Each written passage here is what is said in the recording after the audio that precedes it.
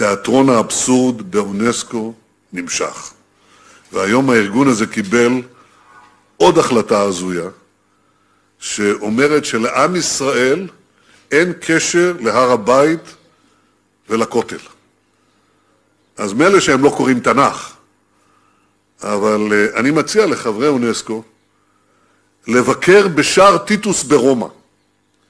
שם הם רואים מה הביאו הרומאים לרומא, לאחר שהם החריבו ובזזו את בית המקדש בהר הבית לפני 2000 שנה.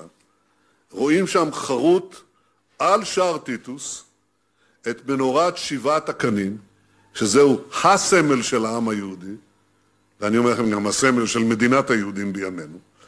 טוב, תכף אונסקו יגיד שגם הקיסר טיטוס עסק בתעמולה ציונית.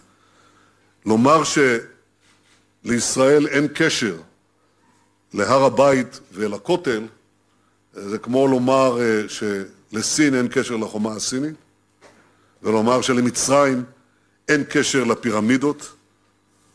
בהחלטה האבסורדית הזאת, אונסקו איבד את מעט הלגיטימיות שנשארה לו, אבל אני מאמין שהאמת ההיסטורית יותר חזקה, והאמת תנצח. ואנחנו עוסקים היום באמת.